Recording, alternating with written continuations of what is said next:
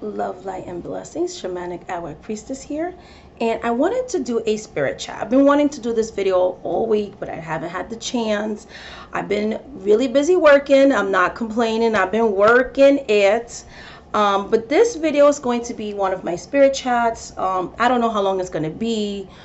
But I did write notes so I don't make it too long and things like that. I always try to write notes about key points that I want to hit or touch on or hit on when I make videos and stuff like that. I have my Karma candle lit that I showed you guys the other day when I was preparing it. It has eye bright in it. It has green aventurine in it. It has glitter. It has my psychic oil too that I make myself. So it's just beautifully burning there. I love having it whenever I'm in this space or whatever the case may be. So I just wanted to share that. I love it. And I have my beautiful, I think I'm gonna relight you, baby, because you turned off. I hate when the incense, there it goes. Also, one of my second favorite incense, I didn't have any, so I didn't include it in the top 3 of 9s, but it's one of my top 5 definitely scents, is this one, White Sage by SAC, S-A-C, the Mystic Aroma. It does not smell like sage, I'm gonna tell you that. It smells very perfumey and smells really good. I don't even know if it really has sage in it, because I work with artificial fragrances all the time, but it smells good, and I love it, and I use it a lot for when I'm doing readings and things like that, and protection and stuff like that, alongside with my frankincense and myrrh is one of the ones I use as well. So yeah, so I love this incense. Haven't had it for years, and just started using it again. So because of the whole like sage being endangered and things, so I'm just gonna use this sparingly. But I kind of miss it in my incense collection. So, but yeah, so today I wanted to do a spirit chat because you guys love it. I love doing them. And we're going to talk about 2 things. I wanted to talk to you guys about spell decks. So I wanted to ask you that question. Do you guys use decks in your spell? Any type of decks for spell work, divination decks? Also, and then how? So I'm going to talk to you guys about that. And I wanted to talk to you guys also about one of the things that I touched on in my top 3 of 9s VR that I created. Thank you for all those people that participated, by the way. I did create a playlist. If I don't have you on my playlist, it's most likely because I didn't find your video. Let me know if you participate in the comment section below, because 1, I want to watch the video, and 2, I want to put it on my playlist that I created specifically for that, so everybody can follow along with other videos. And if you're a newer channel especially, like, it could, you know, give you more subscribers and stuff. I also want to talk about another ingredient, a magical ingredient that I don't really see anybody talking about. So I wanted to talk about the magical properties of coffee. Okay, that literally you can get any type of coffee. I just happen to love Café Bustelo, and any type of Spanish coffee that the dollar store, the Dollar Tree, my local Dollar Tree sells. But I use coffee heavily in my practice. So I wanted to talk about the magical properties of that, because in one of my mug videos I talked about using a white mug for workings and things. So, and also wanted to give you on this video a little money saving tip during quarantine, when everything is taking so long to get to us through mail, because even Amazon has like huge delays on mail, and there's no more thing as Prime, and people are waiting forever to get their stuff. There's little tips that we can use. One, I always use everyday herbs from my cupboards. And sometimes the more harder to get herbs, you can get them at your local supermarket if you know where to look. So I wanted to share that as well. And the way that I see magic, and I say it all the time on my channel, I come from struggle. So outside of the fact that I have had ancestors both from the African diaspora, and also I have indigenous native, Native American, Native Indian ancestry, Arawak, Taino lineage, and things like that, and Apache. Outside of that as well, and their history and the colonization of my people on both parts of my ancestry, because I do come from marginalized people. Okay, outside of that, just even within my own childhood, I grew up in the South Bronx. Before, the Bronx is different now, like it got gentrified and stuff like that. But before that, I grew up in the South Bronx in the 80s during the crack era. And I grew up in extreme poverty. You know, I grew up in HPD buildings. I saw the way the building that I grew up on looks way different. It's like clean and stuff. But when I was living there, we didn't even have access to sometimes water, like hot water. And then when we did, like it was the type of hot water, like the temperatures would change in the water when we did have access to water, to the point where it would smoke out scalding hot, and you wouldn't know when the water was going to change its temperature.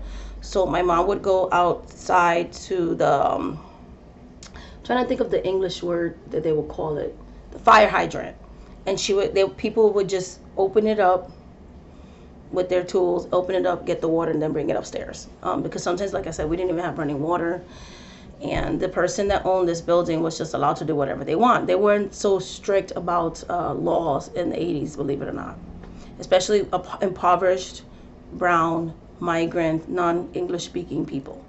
And that was the huge population that I lived in. We had a lot of West Indian people, we had a lot of Puerto Ricans, we had a lot of Dominicans, we had a lot of people that were just coming to America, and a lot of people didn't speak English and stuff like that. So and we had African population too, and they just would take advantage of that. So we had a lot of working families, but people really struggling. And unfortunately, during the 80s, in a lot of impoverished neighborhoods in the inner city, because I grew up in the inner city, there was a crack problem. And my mom used her magic to keep us safe. Yes, she did the mundane stuff. She had her locks, you know, things like that. We didn't go out after a certain time and so on and so forth. But she also went to the spirits, and I saw her give the spirits very, very beautiful offerings, but what she had, things that you could find in your cupboard in your kitchen, is why when I go to the dollar store, when I go to all these places, I come from struggle magic. And so anything to me is magical, because when you don't have much, you make something out of nothing. Like, I grew up that way, you know what I mean? I saw magic in everything. I'm so grateful for that part of my life, because I know how to survive with a lot of money, and I can survive with very little money.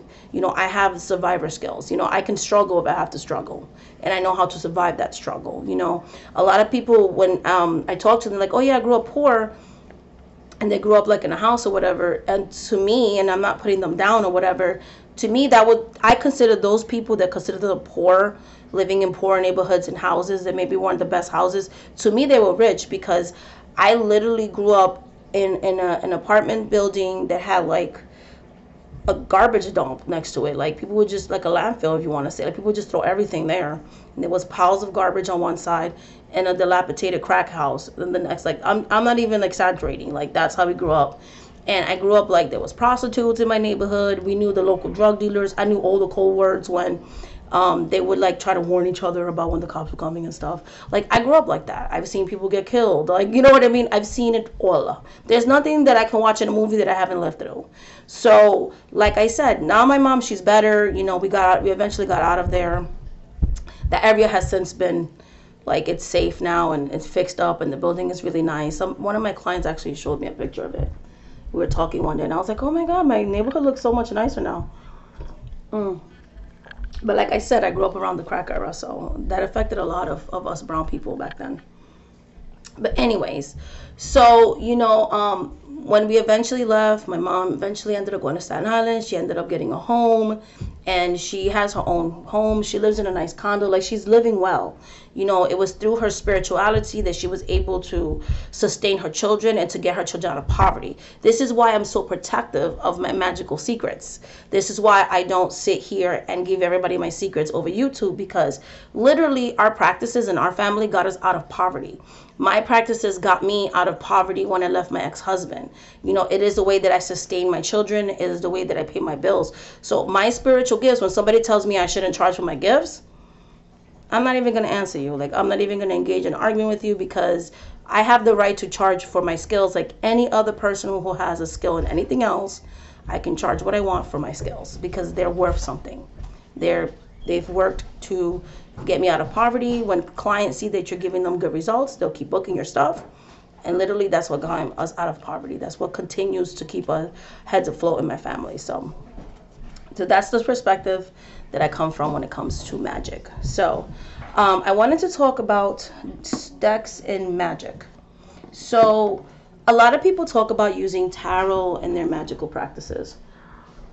I'm drinking some positive vibes tea and it's so good. My spell deck for magic is this. Playing cards. I use them to read my work that I do. This is something that I do discuss in my hoodoo courses and any magical courses that I'm going to do. So, you know, my new students that are coming up in June for the witchcraft classes, we're going to talk about this more. But yes, I use playing card candles for my magical workings, to read on the workings, but also as placements in my magical practice, and things like that. So in the same way that some people might use tarot, this, you could tell, like, this has wax in it. You know, these cards are messed up, and they're nice because unlike me messing up a deck of tarot decks, you can get this at the dollar store. So I can use these, I can, you know, burn these, I can write on these, I can cut these, I can do whatever I need to do with these when I do workings. And I have a bunch of them. A lot of them are not even complete decks. The ones in boxes still are, but some of them, and not even, like, some of them are missing cards, and the ones that are still sealed, like, they still, but I have a bunch of these playing cards because a lot of them don't have all the cards left because, you know, when I use them, then I have to get rid of the cards depending on what I'm doing with the spell work and that kind of stuff. But yeah, I use playing cards in my magic. Again, I use them as placements. I use them for writing petitions. I use them to print out an image of a playing card and tape it to, glue it to a candle. Like, I do cartomancy very heavily in my magical practices and also for reading my work. For divination, you know, checking up on, do I need to add other herbs? Do I need to add other prayers? Do I need to jazz it up? Do I need to spice up my work? You know, what do I need to do? So I do my check-ins and stuff with just a plain deck of playing cards because that's where I started my divination. That's what we've done in my family. So playing cards is a very big part of my practice. I even have cards in this one. I have, like I said, I have a bunch. And most of them are not completed. I think this one is actually yeah, this one's brand new. So I'm going to bless this one and dedicate it. But yeah, I use many different packs of playing cards because, again, sometimes depending on the work, I can't reuse the card. So they're missing certain cards and I might need that card for a spell. So I'll have to buy like a whole new deck of cards. So when you see me do hauls and stuff, that's the reason why I have so many playing cards in a lot of my hauls and stuff. I like using this when I do like money magic, little bling bling, to dress up some of my work and stuff. But yeah, so I'm very creative in that way. And I keep it in this box right here that I got from the Dollar Tree. And all my playing cards are in there and things like that.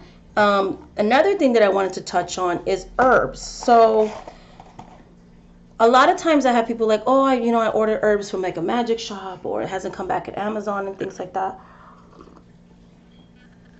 Learning to work with basic herbs from your everyday, rosemary, basil, bay leaves, cloves, cinnamon, sugar, like those are so heavily used in my practice outside of the more rare items because you don't have to be fancy to have very positive results with your spiritual work. Like, I come from marginalized people, okay? They use whatever they could, you know what I mean? To conjure, to practice hoodoo and folk magic, they use whatever was there, you know, and various cultures practice folk magic.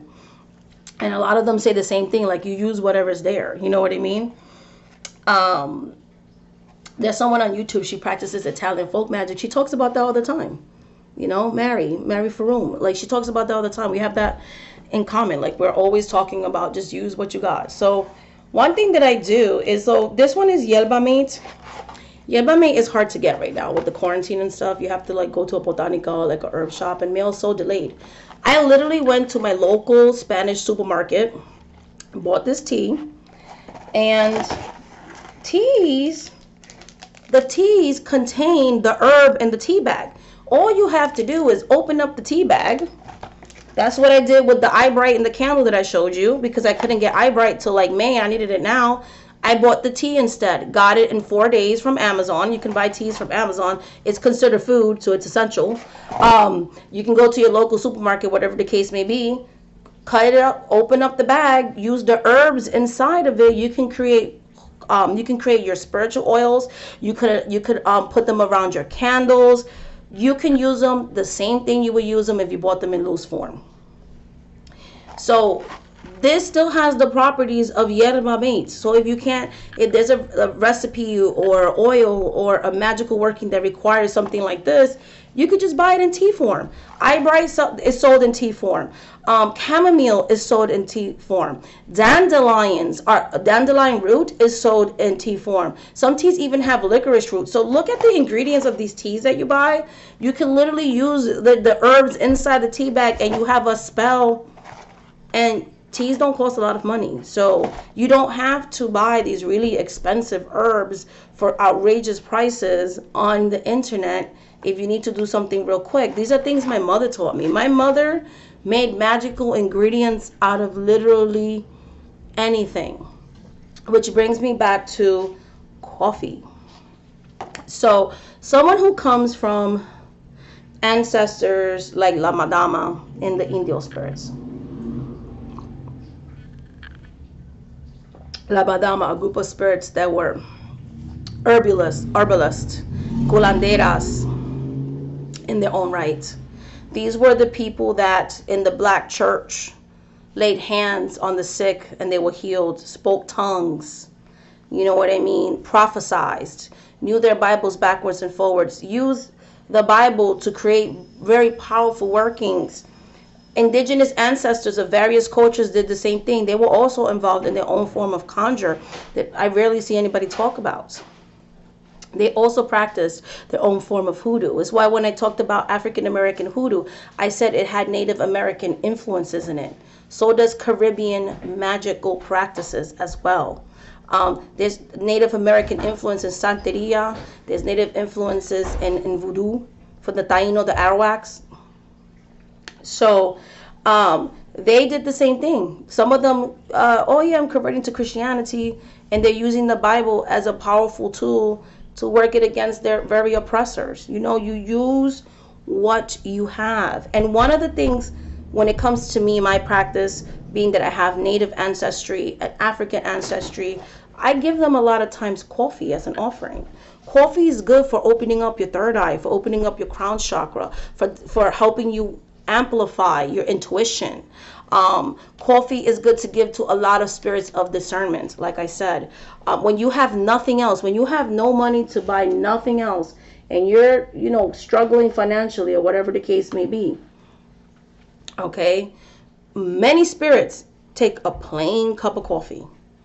Okay, my mother gave various spirits a plain cup when we had nothing else, and this is why the spirits blessed her and got her out of her living situation that I was talking about, because it's not about what you give them when you have everything.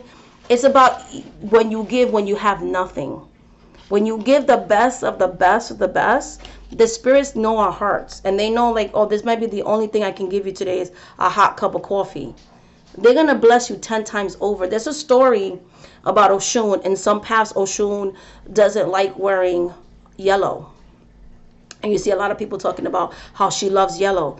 There's certain aspects of Oshun that comes to people when she possesses people crying. Because there was a part of her life where she had no husband, no money, she had nothing. And the ancestors told her all she had was a little bit of honey with her. And they said, if you pour this honey into the ocean and dedicate it to the ancestors, they're going to give you everything you lost and more. And she took the last of her honey and poured it into the ocean. And the spirits blessed her with being able to be one of the wives of Shango. They made her a very powerful witch. To this day, she protects her children. But the reason why she doesn't like yellow in that story is because when she was poor and she had to wash her dress in the ocean, her dress was actually white. And her dress turned yellow. Drying it out in the sun made the dress turn yellow. It made it fade in, that white dress fade into that yellow. So sometimes in certain paths, every Orisha has more than one path. Some of them have over 100 and something paths each Orisha. So depending on what aspect of Oshun, may rule over you. Yellow makes her sad. That's why you see some people giving her orange. Some Oshuns actually prefer the color orange. In some countries, Oshun likes the color pink. So, you know, there's just so much more to Oshun than what I see being talked about. Oh, she's just she's about love and all that. She's about so much more than love. There's so much more to Oshun than just love and love workings and bring this person. There's so much to her. Not that there's anything wrong with that. I'm just saying there's so much more to these spirits than just one thing. She's such a beautiful, nurturing, wonderful spirit. And I always remember that story when they told it to me. And I say, there's been times when I was struggling and first getting into the path. All I had was coffee to give to my spirits. And now I'm blessed because I could give them more than that. But this is a good thing to have for people that are starting out and maybe you don't have a lot of money. Most Afro-Caribbean spirits, conjure spirits, they take coffee. Plain coffee. You don't even have to put milk in it. You don't have to put sugar. Black coffee in what I showed the other day, a white plain old cup you could get at the Dollar Tree. You can get coffee literally at the Dollar Tree. It's not about how much you spend on something. It's about your intentions when you give it to the spirits. So I use these coffee as offerings, but I also use coffee for spiritual baths. In contour and in various Afro-Caribbean spirituality, they use coffee to remove the evil eye. And also when someone's a practitioner, a medium, when there's just so many spirits on somebody, this is a good way to kind of purge them, to cleanse yourself. But less is more. You don't want to put too much coffee in the bath and then you end up taking all the spirits away. So I always tell people, you know, tread lightly, maybe a teaspoon or two. You know what I mean? No more than a tablespoon in your bath water. So this is good for spiritual baths. This is also good to sprinkle around for protection, people. Protection. Everybody's always talking about salt and stuff. Coffee is a good protector too. Okay, coffee is a good protector too. Coffee is an amplifier. You could literally add coffee to any type of candle work, spell work, to amplify a spell, to speed up work, to get, I need this money now, I need this done now. You know, sometimes we have emergencies in life. We need the stuff now. So this is also good to amplify a spell. This is good to speed up a spell. This is good to put in your welcome mat, underneath the welcome mat. It's going to ward off people that have negative intentions, okay? It's going to put those spirits that love coffee to work for you, to see what you can't see, what you don't know, because not everybody's going to come to your house with good intentions. So coffee, and that's just some of the properties I'm allowed to share about coffee. Coffee is so powerful, yet I hear nobody talking about it. And literally you could go to your local Dollar Tree and get you mad coffee. I'm just saying. Okay, and good thing about these metal cans of coffee, you can literally, I'm going to refill it because my coffee ran out, but I have extra one of these. This is good for any type of novena candles you have. You just take the label off, you clean it off or whatever, and you could put a little bit of water here, rice, or even sand. Put your candle in there, make sure it's holding up sturdy, and you can burn your candle without worrying about fire hazard, because if God forbid your candle were to explode, the sand, the rice, or even the water will make sure the candle turns off before it turns into a fire. And metal is a good preventative for having fire spread everywhere if you tend to have a faulty candle, you know. So always attend your candles. I'm not responsible if you burn your house down, but this is good for, you know, kind of giving that extra protection. I've seen people sell these metal things, fancier coverings for candles, literally for a bunch of monies in Botanicas. You could get this off your regular coffee can. Okay. So yeah, so that's all I wanted to talk about. I kind of wanted to share some things. I also use my playing cards for mediumship. I do channel spirits without using any type of tools, but I have been known to sometimes deliver messages through cartomancy as well. So it's a good mediumship tool as well. You know, I do teach that to my students too. Good for quick yes or no answers too. So I'm not going to teach you guys how to do cartomancy on this video, but I do reserve that for my students, how to do yes and no things and stuff like that with the classes. But that's all I wanted to say, guys. Much love, much light, much blessings. Thank you so much for watching this video, guys. Hopefully you find these witchy tips, these root worker tips, these hoodoo tips, these Afro-Caribbean spirituality tips helpful, because whatever path you're in, And if you're pagan, you can find this useful too. If you're Wiccan, you can find this useful too. I mean, this, you can use these things in any practice, you know, very versatile. So, but anyways, much love, much light, much blessings. Thank you so much for watching this video, guys. And until the next video, bye.